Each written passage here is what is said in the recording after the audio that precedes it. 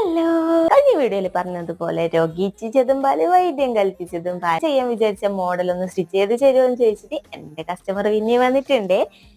ഇതാണ് ആള് സെലക്ട് ചെയ്ത മെറ്റീരിയൽ. ഇത് നൈറ്റി മെറ്റീരിയൽ ആണ്. കണ്ടാ പറയാ എന്തൊരു ഭംഗിയാ അല്ലെ.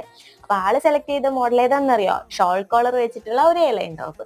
ഞാനും ആ ഒരു മോഡൽ ചെയ്യണമെന്ന് വിചാരിച്ചിരിക്കുകയായിരുന്നേ. അതാണ് ഞാൻ ആദ്യത്തെ ആ പഴഞ്ചൊല്ല് പറഞ്ഞത്. അപ്പൊ ഇതിന്റെ ഡീറ്റെയിൽഡ് വീഡിയോ ഒക്കെ ഞാൻ ചാനലിൽ ഇട്ടിട്ടുണ്ട്. ആവശ്യമുള്ളവരൊന്ന് പോയി കണ്ട് ലൈക്കും കമന്റും ചെയ്യണേ.